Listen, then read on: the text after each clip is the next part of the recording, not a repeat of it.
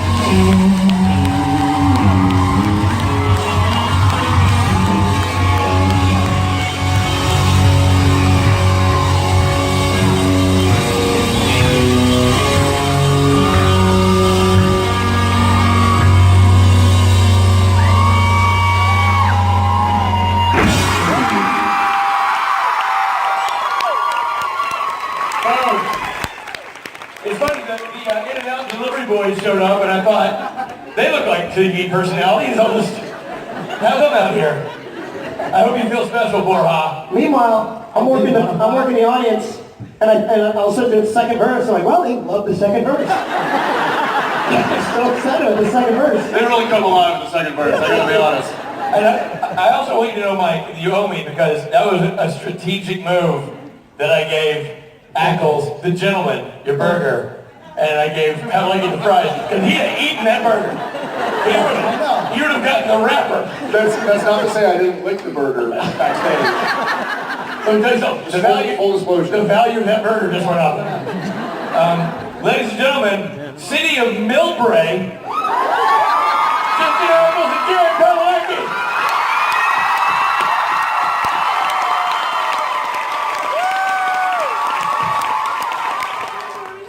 That's all right. He can be terrifying, I understand.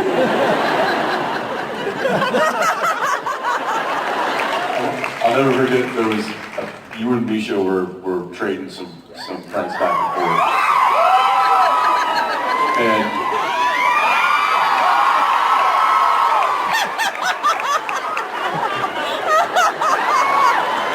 you were saying? It's all fun and games until it starts falling out.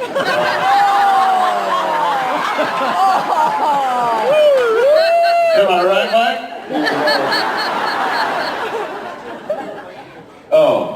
Excuse me. Guys, forgive me. It's his father-in-law, so we're gonna,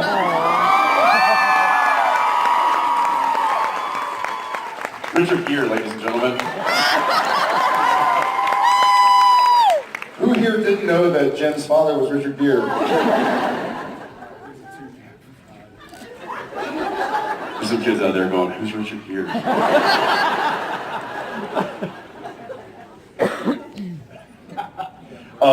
I will say that, yeah, I got you. One of my favorite Jared's. Why do you sign your name? Jensen and his Jared? That's him. Put your glasses on. Ladies and gentlemen, some love for my family.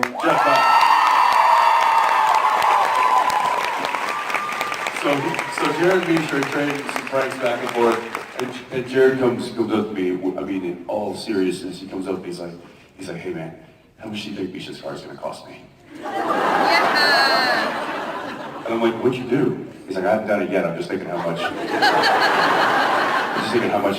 money it would be to destroy it. And then what is it gonna cost me to replace it? And I think I just go, no. We can end it right there. Let's stop. Here's another funny, it wasn't a prank, but it was involving Misha's car and Jensen's car. And so Jensen was gonna bring one of his cars from Austin up to Vancouver. And so you can't ship cars internationally without the owner being present. And so he sent it to Misha's place in Washington. And Misha, being the friend that he is, was like, okay, well, let's let Jensen's car be parked in our driveway. We'll move our car to the street. So they did it, and in the middle of the night, his car in the middle of the street got rammed into and totaled.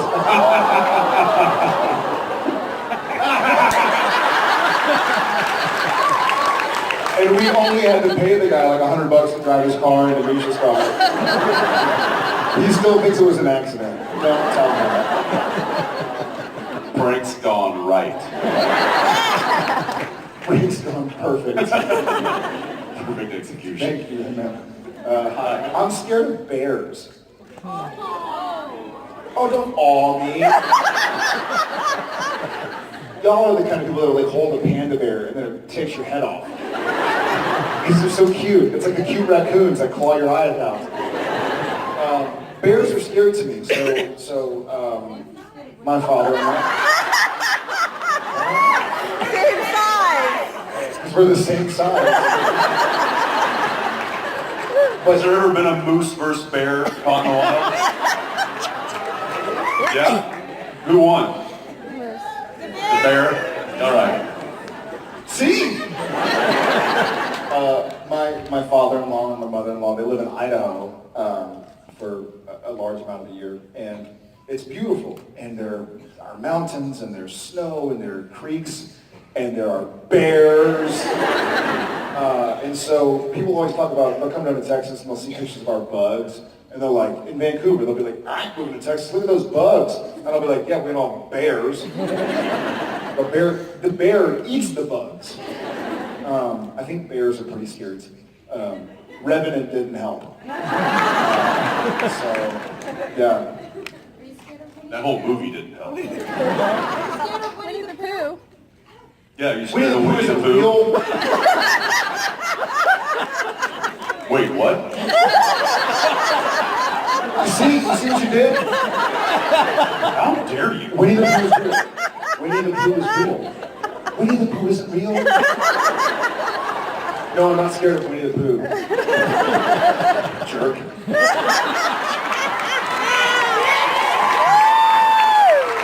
Fish.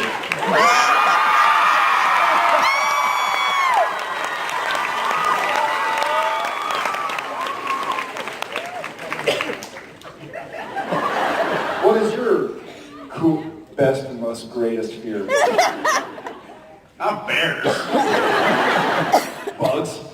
Oh, you shoot bears if you need to. You can make there's a whistle you can have. You can have a little bell if you want. Maybe a little spray. I have a bear app. I have a bear scare app. You live in Central Texas. There are zoos. I just have this like vision of Jared going, hey, we're going to the zoo today to test out my bear app. Where is it? Oh yeah, look. It says, what does that say? Scare bear. It's a picture of a bear with a circle with a slash. And here, so people who do technology are pretty bright, right? Hang on. Before you play it, are there any bears in the audience? You might want to exit the room. So this is like a stout middle finger to people who like download the app. They're like, oh, okay, you want us to keep bears away from you? Okay, download this. It says shake to start. Santa?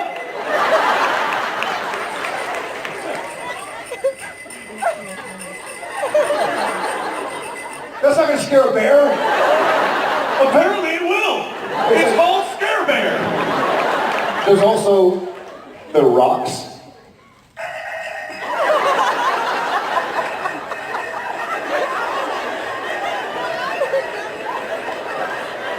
Do y'all feel safer now? If there were bears in the hallway, they're gone now.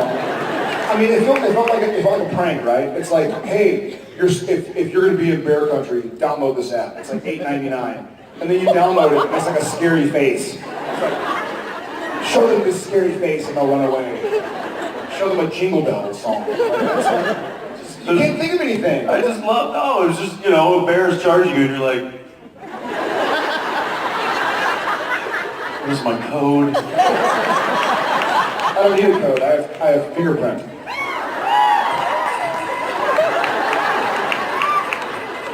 So sorry, everyone. Apparently there's a legitimate fear of his because he has a completely useless app on his phone to prove how scared he is of bears.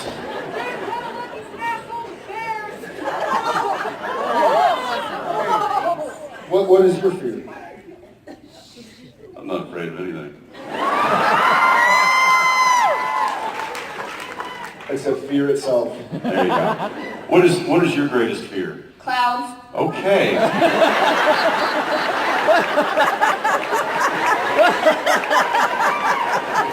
What did you hear? I heard clouds. I heard clouds. Clouds. More understandable. Did than you hear clouds? I heard clouds. You know what? Next time somebody asks, go with clouds. Because that messed me right up. I couldn't for the life of me figure out why anyone would be afraid of clouds. You don't know? And it was without hesitation. What's your greatest? The clouds. Clouds. Especially cumulus clouds. And cumulonimbus clouds. Those are the worst. Clouds shaped like bears.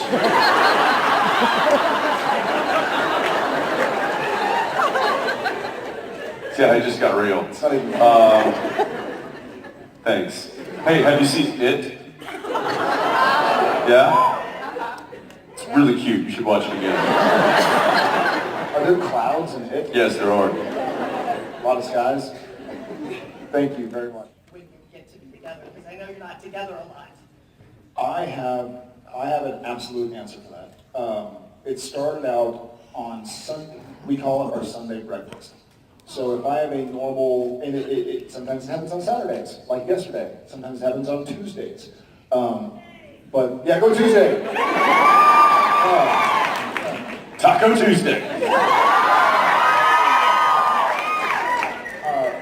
The day if I'm home for an extended break or a break from Supernatural, the day that I'm going to leave, my wife and I will wake the kids up and we'll do puzzles with them, and we'll basically cook eggs and bacon and some cinnamon rolls and some French toast or pancakes or something. And it's my absolute, I know, it's amazing. It's my absolute favorite thing to do because it's sort of a really low-key, Low calorie. low calorie, totally diet. But we're all just at the house because a lot of the kids go to school Monday to Friday, and I'm working Monday to Friday, and we don't see a lot of each other. But that experience of just kind of like turning on cartoons, it reminds me of every now and again when my family was getting up like on a Saturday and making breakfast tacos or even cereal, whatever it was, just like good time spent together. It feels like as the day goes on, you start dealing with responsibilities and going like, okay, I have to get this done today. But there's like a really nice magic couple of hours in the morning where you can just kind of take it easy and chill and be with the kids. And they're in morning mode, so they're happy and they're listening. They haven't skipped their nap yet. They haven't had too much candy. They're not being rambunctious. They're just like happy and they're playing. You're doing puzzles and then you're running outside, letting the dog go to the bathroom or taking the chickens out or whatever it is. Yeah, chickens. Chickens. Her idea, not mine. So I'll call it Sunday breakfast. What about you?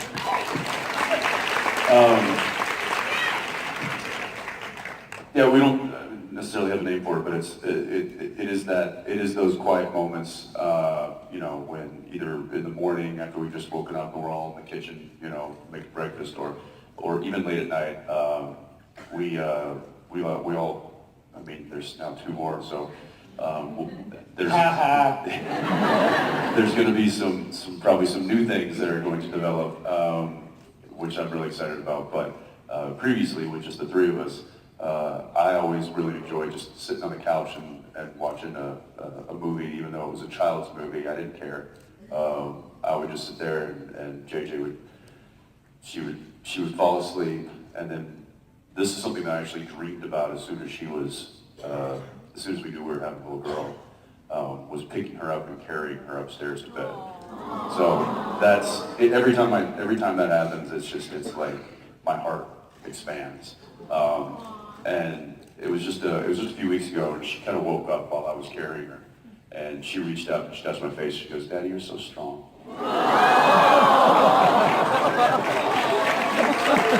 That'll do it. Those are my favorite moments. One of my favorite episodes is The French Mistake. And a comment that always makes me laugh is an aside from Dean's about constantly hearing hockey in Canada. Hearing hockey? Hearing about hockey, yeah. And so I was wondering, you guys being in Dallas and also Vancouver, who would you support, the Stars or the Canucks?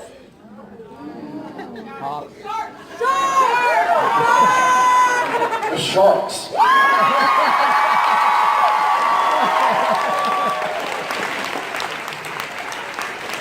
I'm going to be very clear.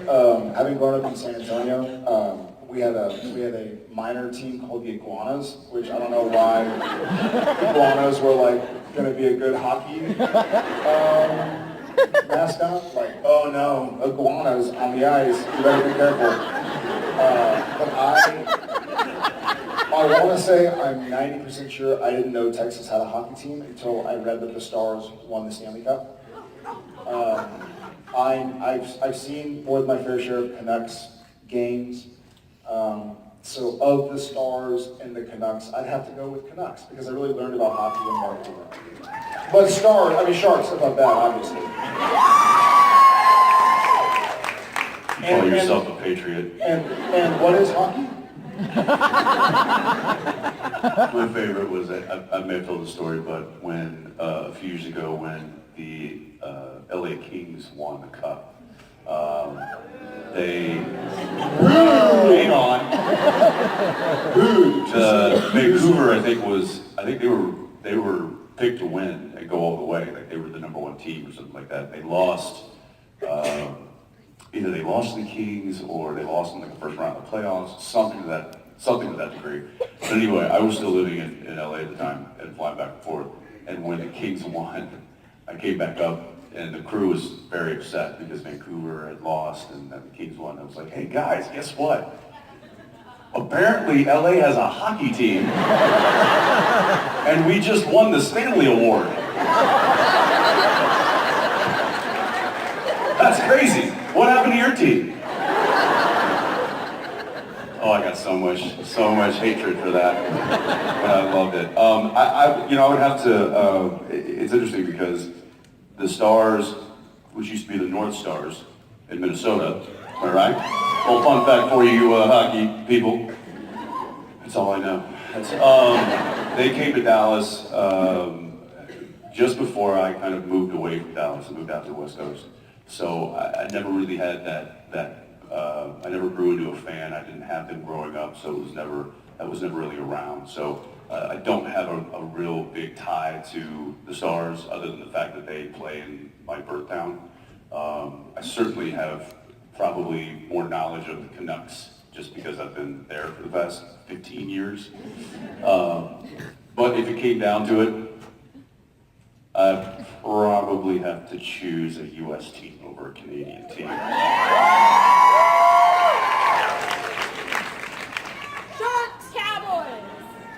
Yeah, if the Canucks were playing the Cowboys, I'd go for the Cowboys. Yeah, there we go.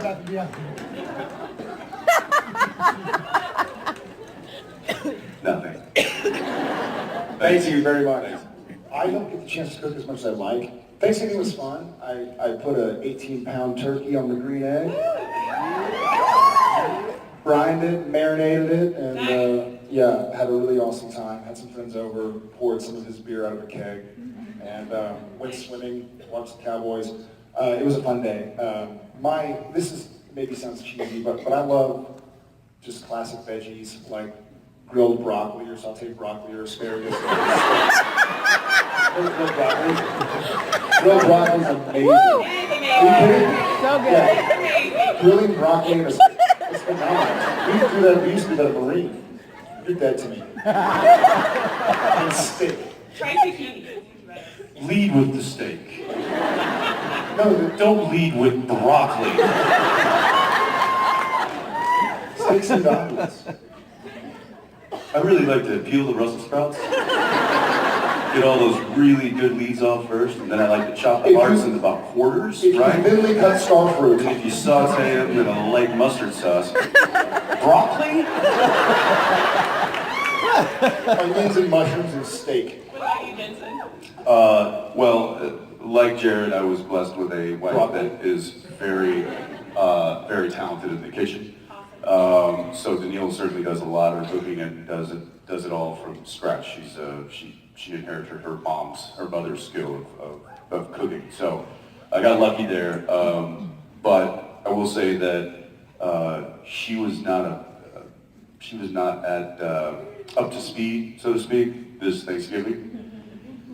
And I spent, How dare she? I know, right? Slacker.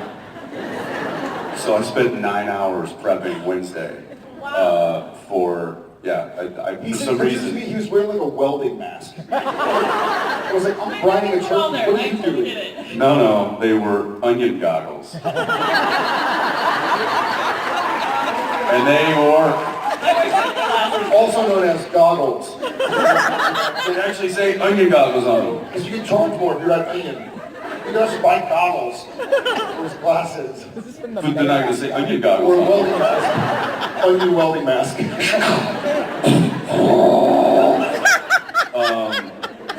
Thank you. Appreciate it. So you cook things. But I will say that because we're up in Vancouver a lot while our families are home, and they serve us breakfast and lunch on set. And unless we shoot really, really long, they don't bring a second meal. That only happens maybe once a year. No, a second meal. Yeah.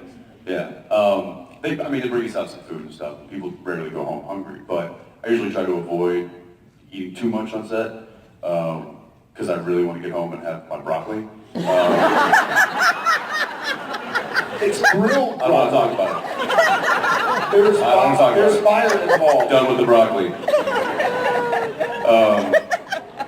So I'll take leftovers from lunch. It's blowtorch. Seriously, unless you're cooking it with a welding mask on. Broccoli welding mask.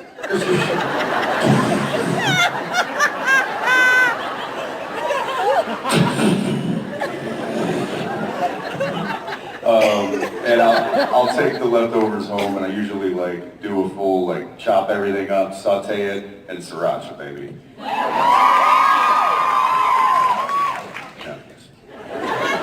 Yeah, walk it off. He's going back to Thursday mode. He's gonna be like, Okay, April. Okay, my question is, what do you think the most significant change or growth in your character is from season 1 to current? oh, you were talking about this the other day. Tell them what you were talking about. Gray hair.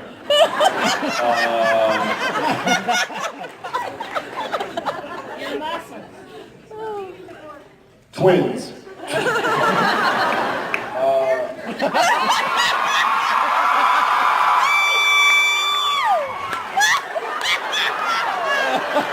He's right there. Way better on my feet. Significant growth character. I would say, there's probably a lot of different serious answers we could get for this. I'll pick one, and that is that I think in the beginning, Dean was kind of uncertain as to where this life was going to lead. He was kind of a mission by mission operative, so to speak, and didn't really understand the full picture or the totality of what they were doing.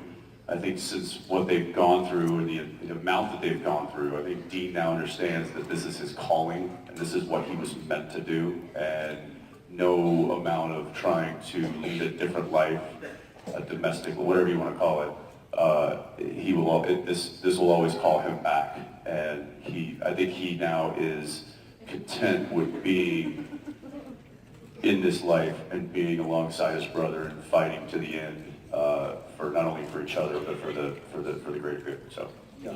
I think Sam's.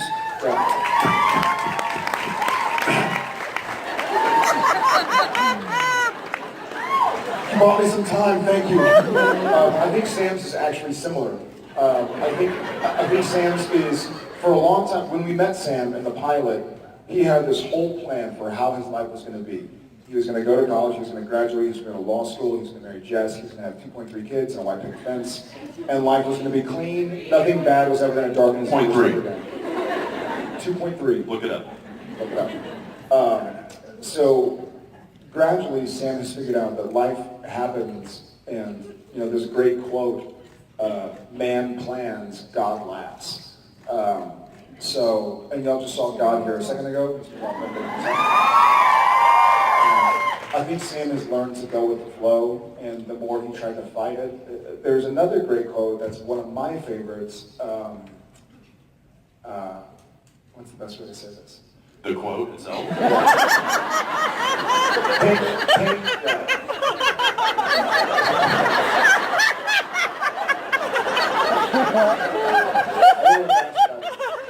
This is a longer version of it.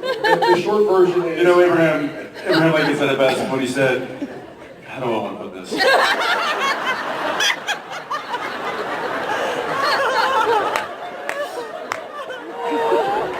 He said, 67 years ago, our ancestors brought forth a news. Thank you for that. Pain is mandatory, suffering is optional. So pain is going to happen. Happens to everybody. You've had some crappy times in your life, I'm sure. Every single person in every single seat has had some crummy times. Fighting that and trying to will that not to happen is what causes suffering. Seeing it for what it is and going like, okay, this is the situation. I can't change the past. What can I do from this moment forward to try and make amends, to try and make everything work, to try and make it better? I think that's where Sam has come to terms. He tried to cut out pain. He thought, like, my brother, my father, the loss of my mother, if I just cut them out, then pain is gone. I think he realized pain happens anyways, and he learned to go with the flow and how to deal with it. I know. Thank you.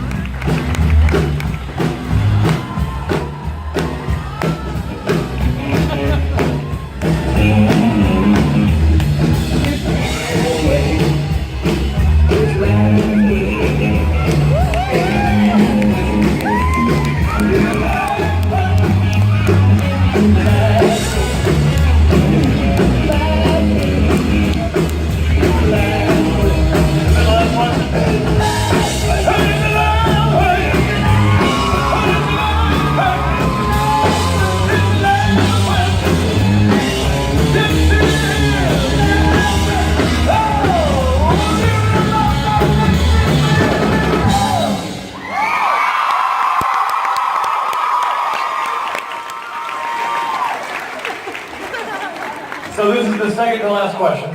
No, wait, no, the last. Ooh. Ladies and gentlemen of the Supernatural family, welcome Heather to the stage. Heather, we always do this. We make a special event about the last question. The band plays, we bring you up here. Last question of the con. This is the last question of the year. No pressure. So this one is going to resonate. This one's going to matter. This one needs to land and land well. Tomes will be written. Have a seat, Heather. No, she's going to stand up and hold on to that. No, she's going to run. If she stands up, she can run. Don't let her escape, boys. We'll block her. Heather, where are you from? I am from Martinez, California. Not a real place. Not a real place. Prove it. John Muir, hello. Got it. Oh, well now you say. And the martini. Really? I'd like to hug you. All right, so Heather, what is the last question of 2016? Okay, so Sam, Dean, and Castiel, over the seasons, have become such a tight-knit group, but more and more often they're working with Crowley.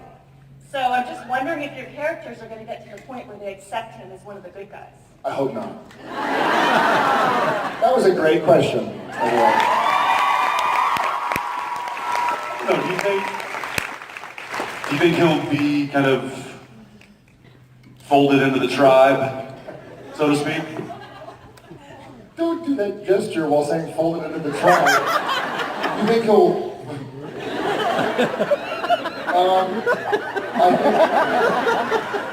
I think Sam... Come on, Robbie, you want to the tribe.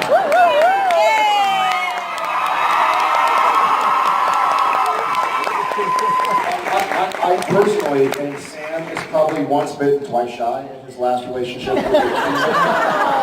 His last relationship with the demon ended him up with 2 kids and 1 on the way. Oh yeah, and the apocalypse or whatever. So I think Sam is always going to be hesitant to start a relationship. I can't speak for Misha, but I know the whole angel-demon thing is probably always going to be a little rift. However, Dean has had the closest relationship of all with Crowley, so what do you say, Mr. I would say that if Mark could remember his lines, he would be part of it. This series right now. Putting Richard on the spot, it's just like, don't look at me, don't look at me. Yes, I think that he will be, I don't think he'll ever be kind of, part of the group, but I certainly think that he will be the kind of the peripheral contact, so to speak. He'll be our man on the inside as far as the underworld goes. That's all I got. Thank you, guys. There we go.